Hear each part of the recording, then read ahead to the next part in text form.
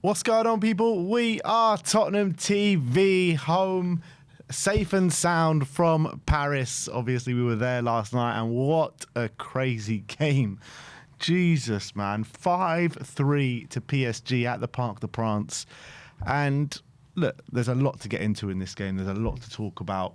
But I think initially, first and foremost, I thought it was a great trip, to be honest. I had a brilliant time out in Paris. First time Spurs have played PSG? Is it the first time in their history?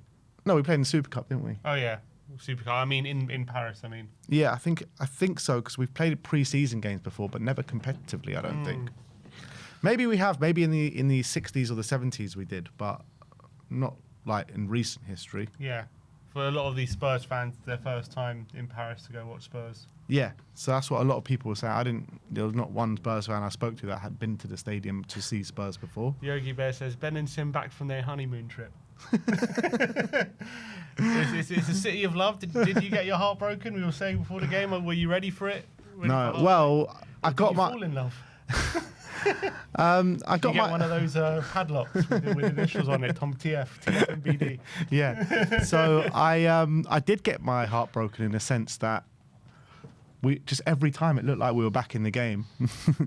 PSG went up the other end and scored straight away. But I was delighted with the way the team conducted themselves. We were saying on the preview before, it's more what we see on the pitch in terms of fight, desire, a team structure, being able to create some chances. And I think that it ticked all those boxes, the game yesterday.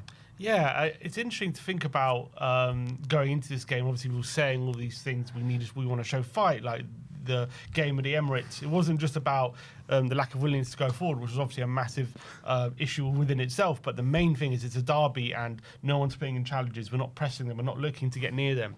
And that was definitely, from minute one, you saw that. Even though for the first half an hour, it's not like we created any chances or even, got close to.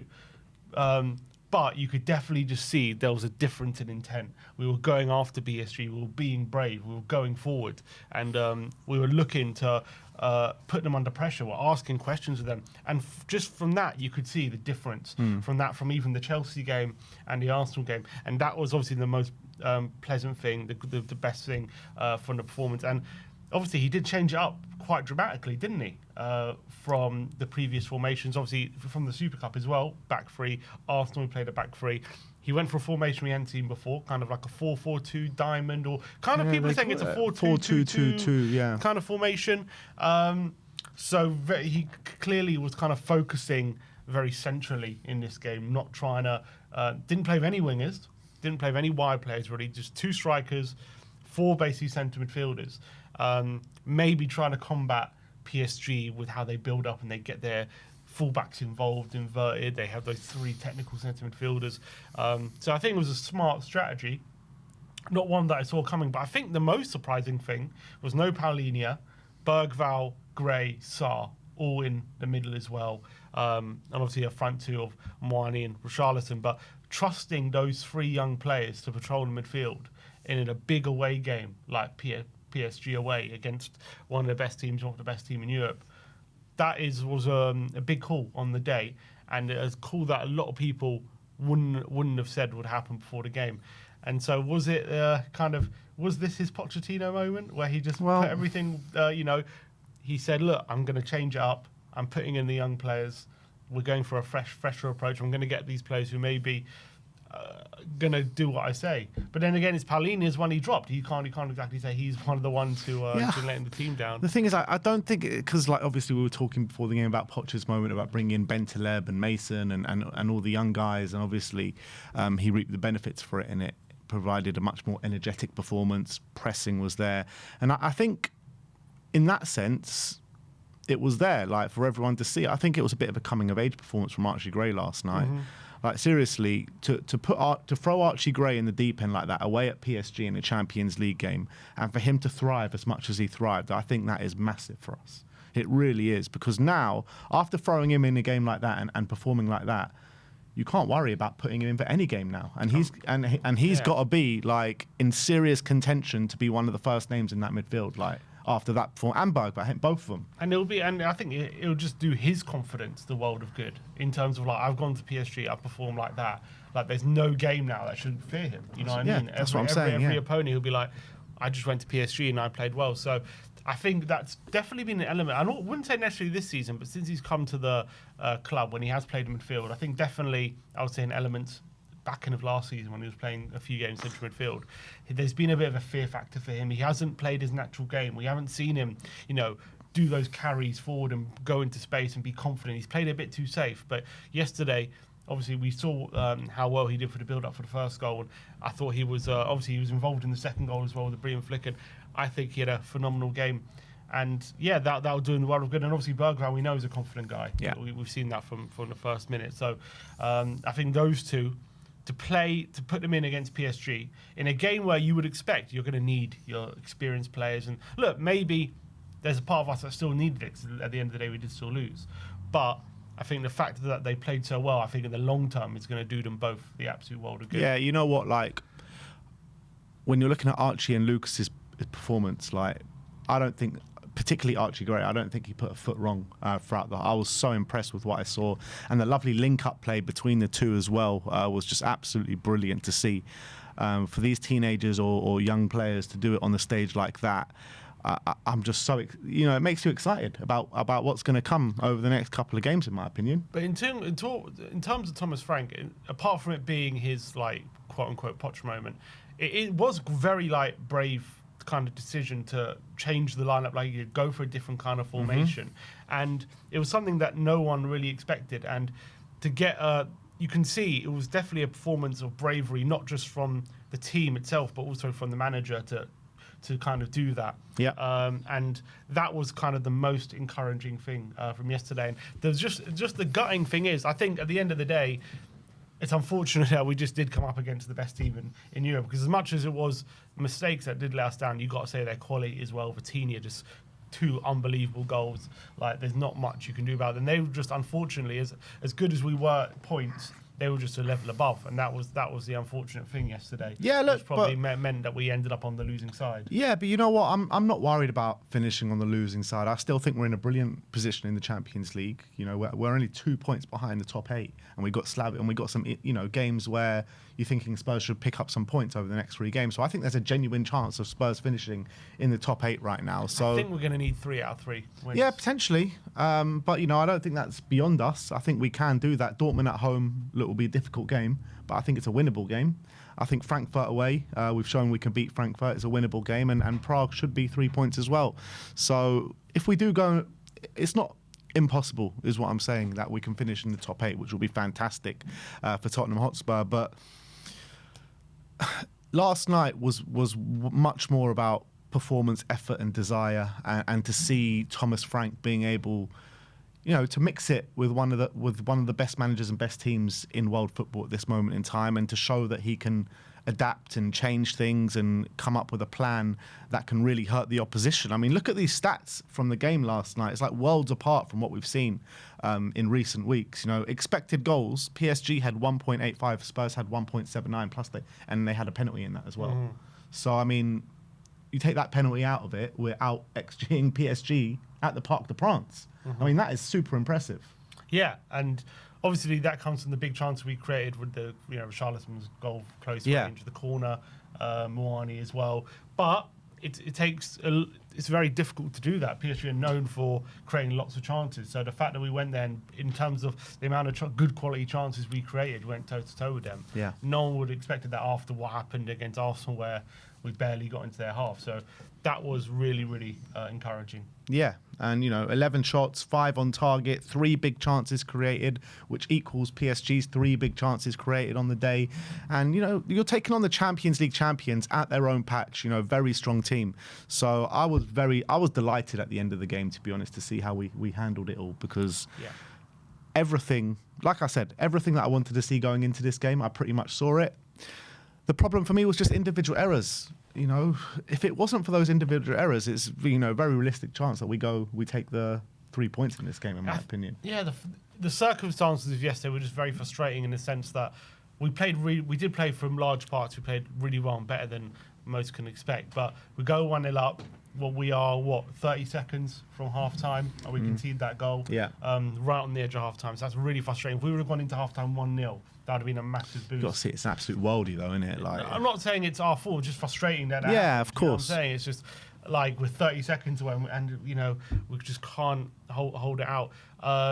Again, just after half time, just after being paid back, great mentality to go up the other end and get back in the lead and go 2-1 ahead. You go, wow, we haven't let the setback affect us. Within a minute again, 2-2. Yeah. And then the problem, I guess the frustrating thing is after that, it kind of unraveled quite quickly. After 10 minutes, it was already 4-2 after a couple of really bad mistakes. Romero, Sarr, getting in all sorts of mix-ups. I was looking at the goal.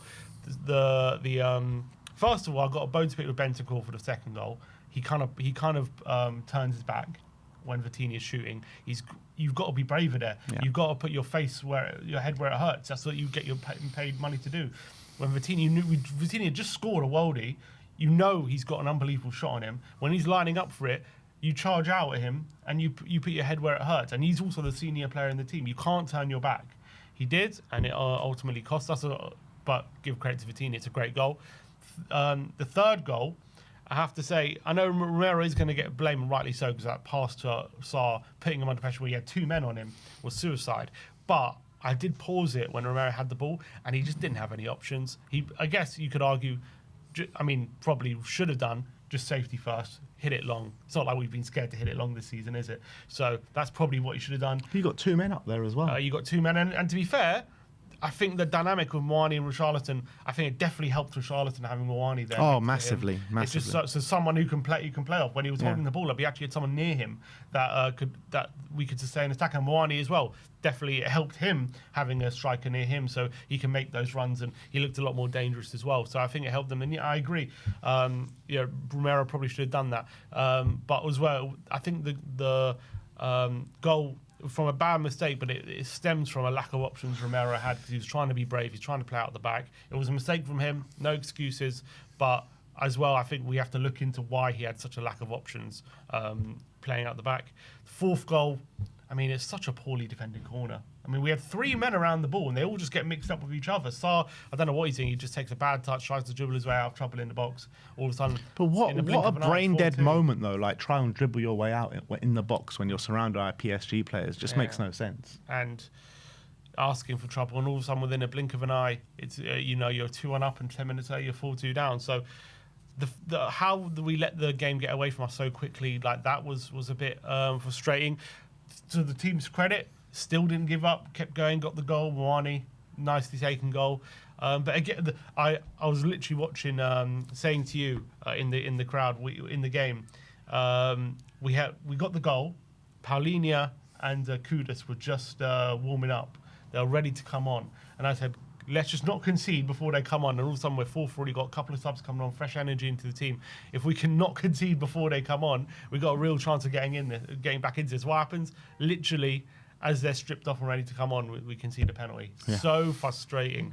And that was also within a couple of minutes of scoring. So the frustrating thing is, every time we did score, we got pegged back very quickly. It kind of seemed like whenever PSG wanted to turn it on, they could. And that's maybe kind of how good the team they are. But credit to the team for not giving up. Not unlike Sunday, we didn't meekly go to defeat and give up. We gave up before a ball was kicked on Sunday against Arsenal. We kept going. We didn't ever believe we were beaten. And we nearly got something out of the game. But unfortunately, you have to say, like, as much as well we did, I think PSG were always look. Whenever they needed to, they stepped up, didn't they? Whenever they fell behind, whenever they needed to grab a goal, show a bit of quality, they did. And even with the third goal was a bad mistake, but that Neves back flick to put Ruiz for on goal was incredible for him to score. It's like he has got eyes on the back of his head. Yeah, they're a team full of world class talent. That's what they are. This is PSG we're talking about. So. Yeah, look, I was delighted. It's very frustrating. Look, I'm not sitting here saying it's the most perfect performance, and I'm like over the moon with it. I'm just really happy. I'm just happy with what the team showed, and I think that sign of life. Sign of life under this manager, sign of life with this team. It's a team that was fighting tooth and nail for the result.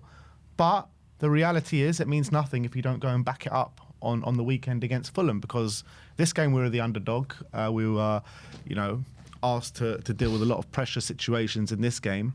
Against Fulham, we're going to be the favourites. It's going to be at home. It's where we've had large criticisms this season, poor performances consistently.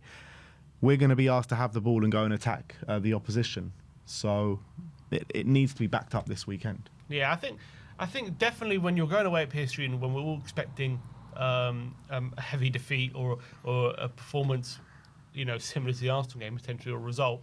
The fact that we turned up in the way we did, the bravery that we did with the team out there, the fact that we had a team, a very young team, and they were very brave. They were not scared to press. They were not scared to go forward. That's a massive positive. The fact that Mawani has now got his first 2 goals for the club, that's a massive positive as well, because the longer that goal drought goes on, it's going to play on his mind, isn't it? So the fact that very quickly after fracturing his jaw, he's come back and he's already got his first couple of goals. He got a brace on the night. And that was made also, this was his first real performance where you're saying, okay, we potentially do have a very good striker here. He's finally showing it. He's did well in front of goal, and his all-round game was as good as it has been as well in other games. So that was obviously really good.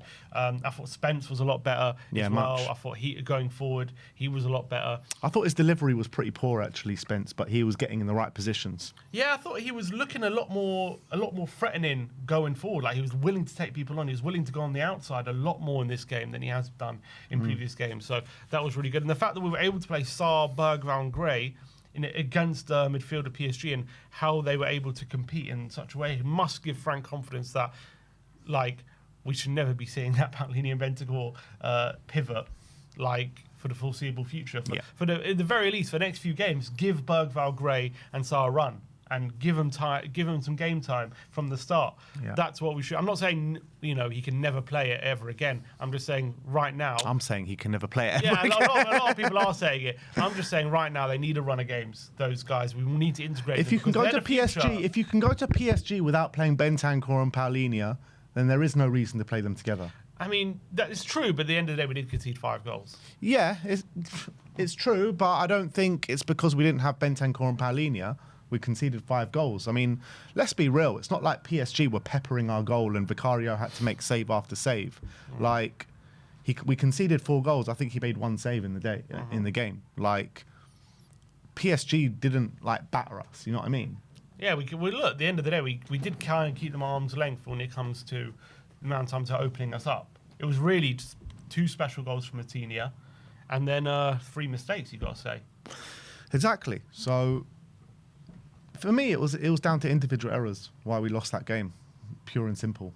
I don't think it was any personnel choice, any tactical choice or anything like that. It was purely down to individual error. So that's something that you can work on. That's something that you can see some green shoots in, and you can have a bit of belief in moving forward. Yeah, the disappointing thing is the player you probably don't expect to let us down. Yeah, let us down. Romero, he just wasn't.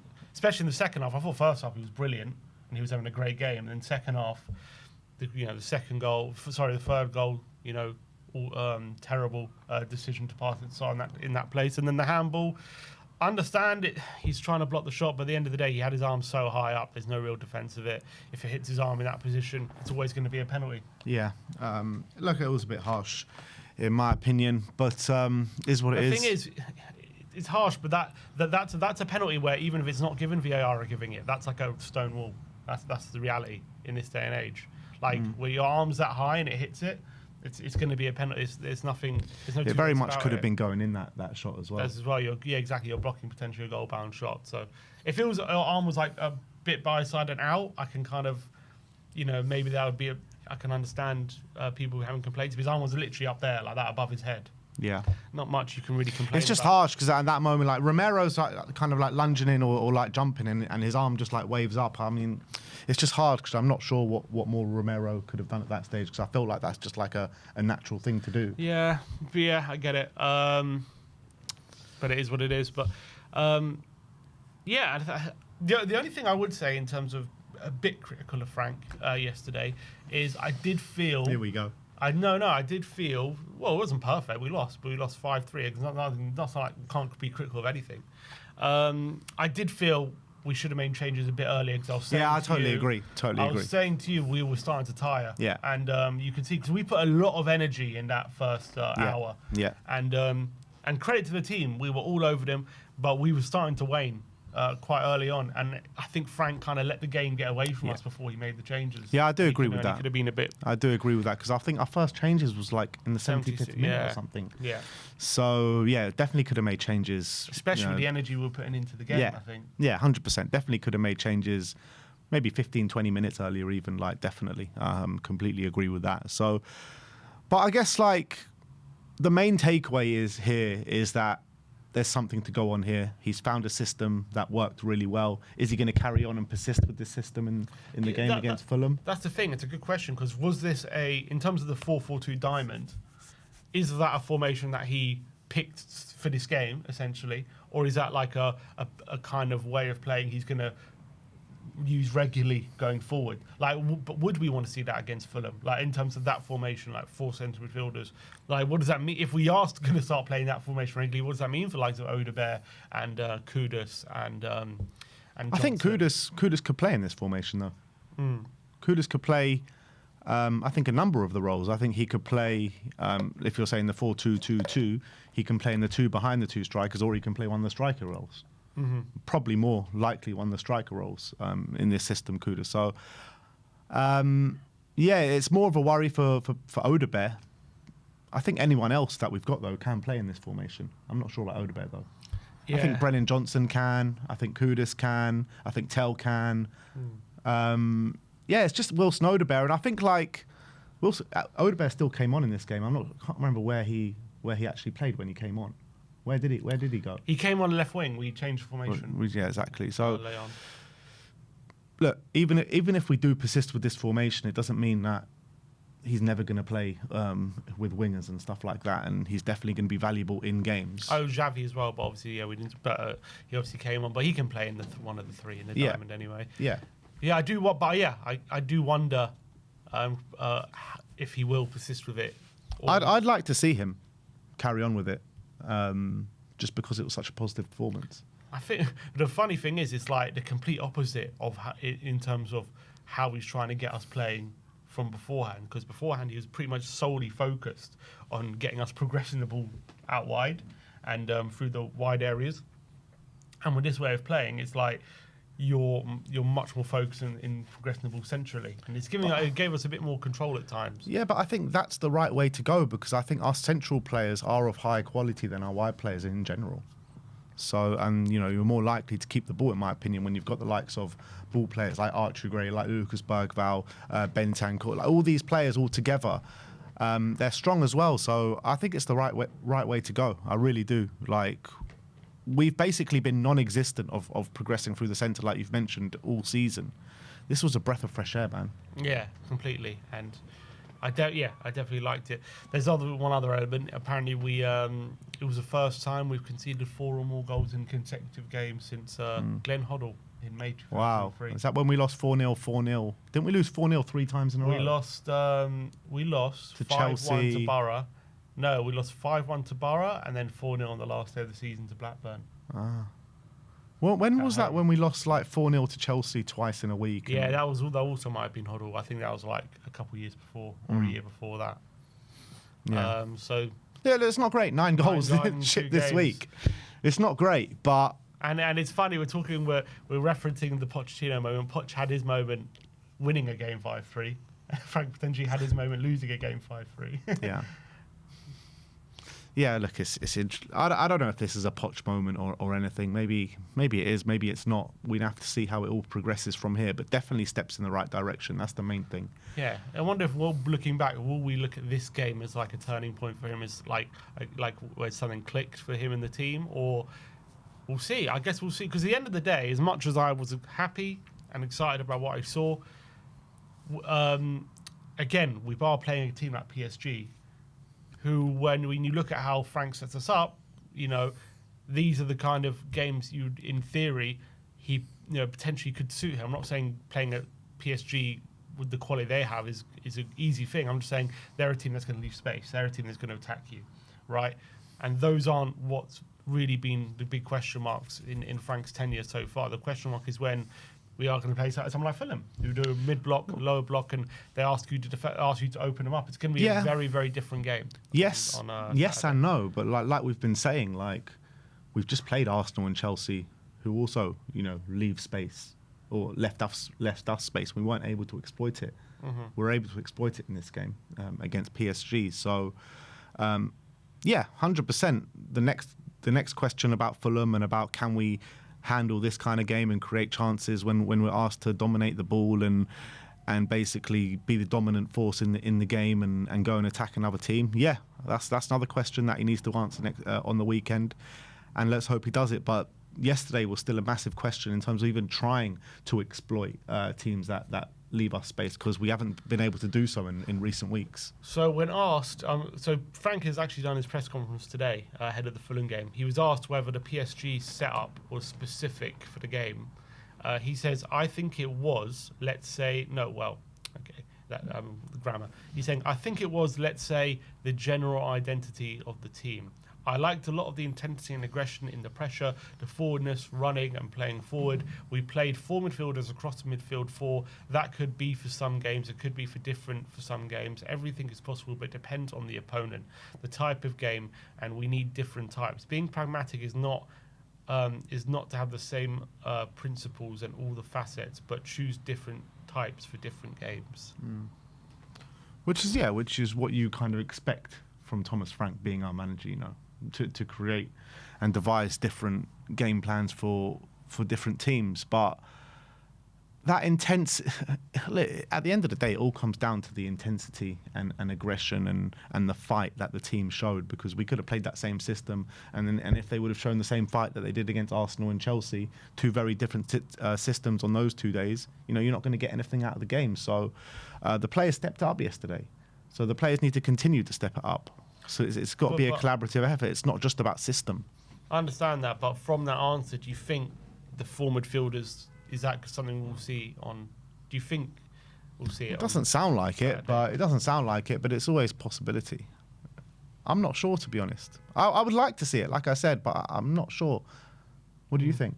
Do you think we'll see it? I think he's going to bring the wingers back in, to be honest. I don't mind, because even if we do bring the wingers back in and we go through back to the same system, but the players show that intensity that they showed yesterday, then it'll look a lot better. That's the main thing. I don't think it has to be that system for players to be braver with their pressing, be braver with their passing, be braver with their running, where they're running to, positions they're taking up. They weren't scared to press high. They weren't scared to get in the faces of the PSG players. And that was the main thing. After what was... The annoying thing is, why wasn't it there against Arsenal? Look, we'll never know, I guess. But it's been so many games, something must be going on, because it's been so many games where it's just been completely off. And I guess also you got to say, was there a case of we potentially look better without Palhinha? Is there something to that? Because obviously he didn't start yesterday. Or Kudus. Or Kudus as well. And those are 2 players that everyone's been praising this season being our best players. And we put in, a pretty good performance. I just don't get it. I just don't understand why we showed so much intensity yesterday and we haven't done for a while now. It just doesn't make sense to me. Did the players step it up because they knew they were going into a game like... I mean, if that's the case, then why didn't they do it against Arsenal? So it's just beggars belief. What sort of explanation can we give for that? Yeah, I don't know. And also, I think we also have to be very careful when talking about this game and the performances, because as much as I was happy with how we played, we've got to be careful of overpraising, because at the end of the day, if we don't build on this, right, and we don't build some sort of momentum or take that intensity into the following games, at the end of the day, it's just going to go down as another loss. Yeah. That's reality. So we have to take that sort of intensity and what we were seeing in this game, and we have to bring it into the Fulham game. And we have to make sure that we're on top of it intensely, physically, and we have to make sure we're there as well. Because otherwise, if we don't win that game, we're going to look back and it's just going to be another 5-3. It's just going to be a 5-3 defeat. No one's going to say, "Oh yeah, but we played well." It won't matter. 100%. So it's all on the weekend. And if we do see a very positive performance against Fulham, with the high pressing, intense pressing, and fight, and just players completely fighting for the badge and the team and the manager, then I think we can start to look at the future a bit more positively under Thomas Frank. Albeit it'll only be 2 games in a row, and you need to build on that. But it's been just such a far cry than what we've seen for quite a while now. Yeah, 100%. And yeah, we need to build some sort of momentum, because it was going downhill very quickly, and kind of hit a crescendo in the North London derby where everyone's like, okay, maybe this really isn't working out. And there were signs of life. Whatever you want to say about it, if you're being ultra critical, we did make a lot of mistakes. We did concede 5 goals, and we did let the lead slip 3 times, and all that. And the game did unravel very quickly in the second half. Those things are all true. But if you watch the full 90 minutes, if you're watching the game and you just saw how the players were behaving, how they were running, how they were being brave, like going to the best team in Europe and with a young team and playing like that, and blooding their noses a bit, and showing you can at times go toe to toe with them, that's more, and that's more. Can't really ask for much more than that before the game. Yeah, it's also like we've all been criticising Frank's tactics a lot over the last couple of weeks, right? Particularly in the Chelsea game and the Arsenal game and different formations. He's trying to find solutions, and he's said quite often, he didn't want his team to play like that. So now we've seen that performance at PSG, and we've seen how intense these players can be, against Man City and, against PSG in the first time round as well. How much criticism do you put on the players for the last few weeks? Because after the Arsenal game, we were saying this is all down on Frank. This is not down on the players. It's the tactical setup, where maybe if they showed a bit more intensity and they showed a bit more fight and they wanted it, then maybe it could have been a bit different. Yeah, 100%. Look, we'll never know why exactly the North London derby performance was what it was. There was, you could argue the tactics we employed in terms of how deep we were. Did it lead to us being so standoffish? It was harder to actually get near the players. But there was times, as I've pointed out before, like that first goal, we had 4 players around Timber, we didn't put in a challenge. That kind of set the tone for the whole game. Now, we should absolutely be critical of the players when they're not being strong in their challenges and they're not, showing any sort of intensity. 100% you should be critical. The problem was from the Arsenal game, it wasn't the first time. So, when it's happening consistently, at some point, you have to start questioning why is that not happening? Why can't the manager get out of them? Now, we saw it yesterday, and I think it's important, even though we lost, we have to be consistent with our criticism and not just be result-based in terms of our analysis. And we can all say the 4-1 defeat and the 1-0 defeat to Chelsea and Arsenal were awful performances and deserved losses, and we could be angry with the losses and angry with the performance. But on this occasion, you've got to acknowledge there's definitely a team there out there fighting. There was definitely a team out there with the principles that we want to see from a Tottenham team. Bravery and going a bit of gusto. Whilst also at times, especially in that first half, we were still defensively solid and we weren't giving up too many chances. Unfortunately, that went out the window a bit in the second half, but the first half it was definitely there. So there's definitely a lot of positives and definitely a lot of stuff to build on from that game. The problem with the Arsenal game was there was just nothing to build off in terms of, okay, it's like, oh, you can't really say like, oh, if we correct this, then maybe there's something or correct that. It's like everything was just so bad and wrong. This game, there was a lot you could take from it in terms of what a Thomas Frank team could look like. And that was a positive. I think it just shows, right, at full-time whistle at the Emirates, there were no Spurs fans left. At full-time whistle yesterday in Paris, the players got applauded off the pitch from the Spurs fans. And I think that says it all. You lose 5-3, but you're still getting applauded off the pitch. I think that just shows the work rate and the effort that the players put in. We can take a loss. We can take losing to a very good side like PSG, like Arsenal, like Chelsea.